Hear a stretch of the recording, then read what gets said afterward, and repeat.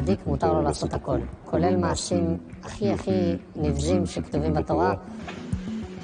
זאת דירה קבועה שהיו מתבצעים במעשים. זה היה יכול להימשך לילות שלמים, שלא הייתי אוכל ולא הייתי שותה. בדירה הזאת בקומה שנייה היו גם מתבצעים מעשים. כנ"ל גם הדירה הזאת. הסיפור כיסוי היה לפתוח ישיבה. הוא רצה עבדים שישרתו אותו. גם כמה פעמים אמר לי, אם אתה משיג לי בחורים תמימים שלא שואלים שאלות, אני אשלם לך 2,000 שקל על כל בחור. זה לא שיש לך בחירה בכלל. הרב רואה הכל, יש לו רוח הקודש. משהו ענק, מפלצתי, דרגות של נבואה, של משיח. תדע לך שגמרת לי על החיים, ואני יודע שיש עוד אנשים שסובלים ועברו את זה. אני יודע, אני לא אומר סתם. בחלום לא חלמתי דבר כזה, איך אפשר לי לעשות דבר כזה לכל ילדים?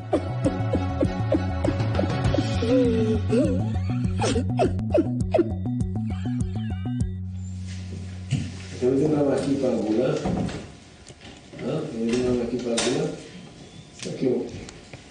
כדי להראות שהמוח צריך להיות עגול, לא מרובה. כל הדרך הוא היה מזהיר אותי והיה אומר לי, אתה יודע שאסור לך לספר את זה לאף אחד בחיים, כי יכול לקרות לך משהו. זה משהו שעשיתי נטו איתך, נטו בשבילך, משהו שאני לא אעשה אותו עם אף אחד בחיים. במשך שנים הם שתקו, פחדו להפר את השבועה. בעיקר הם לא העזו להאמין שהרב הנערץ פגע בהם, הרב שאסף אותם לחיקו באהבה והבטיח לדאוג להם תמיד. ועכשיו הם כאן כדי לדבר יחד ולשבור את קשר השתיקה שנרקם בצורה מסוכנת, מניפולטיבית, שיטתית. אני גדל במאה שערים, לומד בישיבה חסידית. בבית כנסת המרכזי של חסידי ברסלב מסתובב לו אותו אברך ששמו מנחם יווה. הוא מכתיר את עצמו כתלמיד האמת של ברלנד, ושצריך להתקרב אליו כדי להגיע לצדיק האמיתי. מנחם יווה היה תלמידו הנאמן של הרב ברלנד. הוא בן 51, נשוי ואב ל17 ילדים. בשנים שחלפו הוא קיבץ סביבו נערים והקים ישיבה יוצאת דופן בירושלים, מעין כת. בעיקרון הוא מחפש בחורים מגיל 13. למה? כי בגיל הזה אין לבחור שום דעות. הוא גם היה אומר את זה בפירוש שהוא מחפש בחורים כאלה בלי שכל. והוא פשוט ניתק אותם בצורה מוחלטת מההורים, מכל הסביבה שלהם, ולאט לאט גם חיתן אותם והקים סביבו קהילה שלמה. הישיבה של הרב יווה סגורה באופן כמעט מוחלט. אין יוצא ממנה ואין בה פרט לבחורים שנבחרו בקפידה. באמת התחלתי ללמוד בישיבה, עד שביום אחד מן הימים הוא פשוט אמר לי שהוא צריך אותי לשיחה דחופה. ואז הוא הכניס אותי לתוך הפנימייה של הישיבה, הוא סגר את כל הדלתות, ואמר לי, אתה מכיר את סבא שלך? תדע לך שסבא שלך מאוד מאוד מאוד במקומות נמוכים בשמיים, בגלל שאתה חוטא. אני פשוט כולי נבלתי ופשוט עמדתי, הרגשתי שאני עומד למות. מרוב בושה, והוא אמר לי, תשמע, לא קרה כלום, לא נורא, אל תדאג, אתה תמים, אתה בחור טוב, אני אדאג לך לכל דבר. הוא פשוט התחיל לקרב אותי והתחיל פשוט לחבק אותי ולנשק אותי נשיקות ארוכות בפה, בחיבה כזאת קרובה, ונתן לי הרגשה באמת שאני לא צריך כלום בעולם, רק אותו אני צריך. ופשוט מפה התחיל המסע השחור של החיים שלי.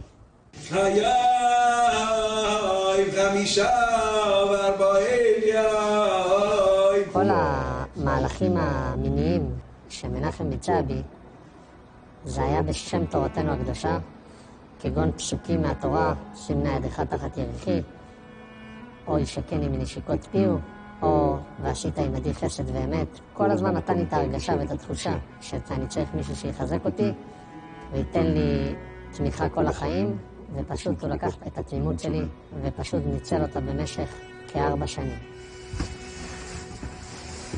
זה בעיקר החדר שנעשו בו 80% מהמעשים, חדר קטן, חשוך ואפל, מפחיד למראה. זאת דירה קבועה שהיו מתבצעים במעשים. פה גם היה דירה. זאת דירה שהיו מתבצעים בה המון מעשים, בעיקר בשבתות. לא הייתי בכלל מבין בכל העניינים של מי וכל הדברים האלו. פשוט הוא לקח אותי ואמר לי, תגיד לי איזה עוד דברים אתה אוהב, תגיד לי איזה עוד דברים אתה רוצה, תגיד לי. אמרתי לו, כבר עשינו הכל. מה עוד אתה רוצה שאני אעשה?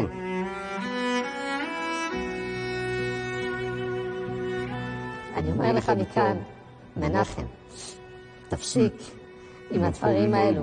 תדע לך שאתה פגעת בנשמה שלי והרסת לי את החיים. הרסת לי את החיים ולמשפחה שלי. והרע שעשית לי, ושבר לי את החיים ורמסתי את כל החיים שלי. תדע לך. כי ביום שהבנתי שאתה לא צדיק והשתמשת בי נטו לאינטרס האישי שלך, תדע לך שגמרת לי על החיים. ואני יודע שיש עוד אנשים שסובלים ועברו את זה. אני יודע, אני לא אומר סתם. מרדכי, כך נראה, לא טועה. לפחות 4 תלמידים לשעבר של יהווה הגישו נגדו תלונות במשטרה. אחרי שנים ארוכות, צחי הגיש גם הוא לפני 2 תלונה שנסגרה מחמת התיישנות. זה שטיפות מוח בעצם של שעות ארוכות. הוא יכל לשבת 6 שעות ולדבר בלי סוף, ולאט לאט הוא יצר תלות. ותקופה קצרה אחר כך הוא כבר מתחיל עם הפגיעות המיניות. מדובר בפגיעות מיניות באמת מהחמורות, בכל צורה ודרך. זו תקופה מאוד מאוד קשה ומאוד מבולבלת, שבסופה באמת הסביבה שלי מזהה שיש שם בעיה בקשר הזה, והם עושים מאמץ גדול ומנתקים את הקשר הזה. המרכז הישראלי לנפגעי כתות מעניק ליווי טיפולי לנפגעים של יהווה, ומסייע להם בהגשת התלונות. עדויות למה שקורה בקהילה של יהווה קיבלו במרכז כבר לפני 7 שנים. יש שיעבוד טוטלי, פשוט שיעבוד טוטלי, כשהכל מתרכז סביב המנהיג, שהוא האורים והתומים, הוא יותר גדול מהרבי שמעון בר יוחאי, יותר גדול מכל מיני רבנים, מרבי נחמן מברסלב, הוא האורים והתומים. כל מה שאתה רוצה לדעת, אתה צריך לשאול אותו. כל דבר הם צריכים לדווח לו. היה שם אקט של אפילו השתחוות כלפיו, וידויים. הוא הכל. את צריכה לראות אותו בחדר שינה, יש תמונה ענקית שלו.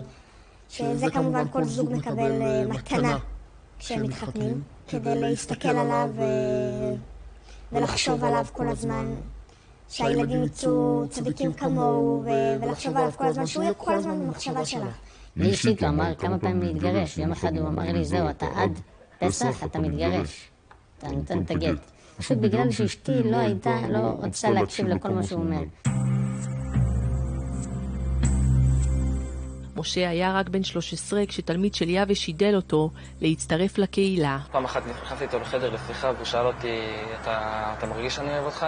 ואז פחות או יותר משם הוא התחיל לנשק אותי בלחי, ומשם זה כבר התגלל לנשקות בפה ממש, לדבר איתי על נושאים שפשוט לא היה לי מושג בהם, נושאים הכי אינטימיים, נושאים שבתור ילד בן 14, כאילו חרדי, אני לא רק שאני לא אמור להיחשף לנושאים האלה, זה דברים שאני הכי כאילו מתרחק מהדברים האלה.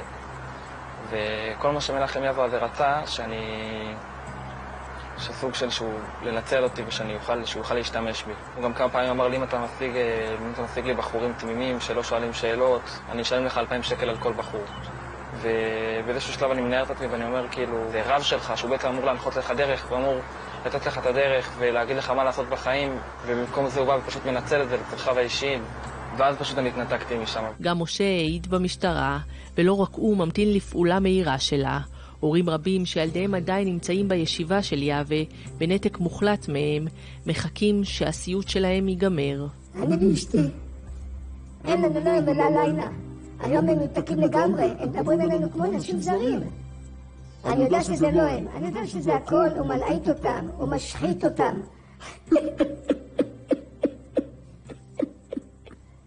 לא חלמתי להגיע למצב הזה, ושנדבר ככה. אבל אין לי ברירה, כנראה שזה הדרך.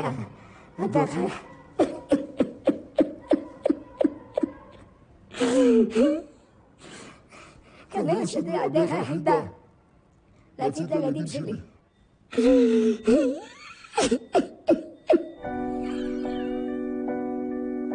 כל האנשים שדיברו איתנו מגוללים באומץ פגיעה מתמשכת וכאב שמפלח את הלב, ומתוך הכאב הגדול נולדת זעקה וגם תקווה שמה שהם עברו לא יעברו אחרים. אל תיקחו את התמימות שלכם, כמוני.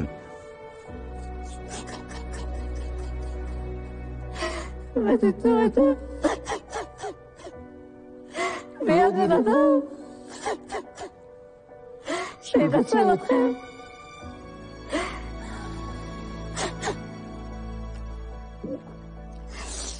אני עד היום סובל. עד היום אני סובל בחיים שלי בגלל הדברים האלו. אל תאמינו באנשים, אל תאמינו ברבנים שרוצים להגשים את עצמם עליכם. אל תיתנו לאנשים את החיים שלכם. החיים שלכם יקרים.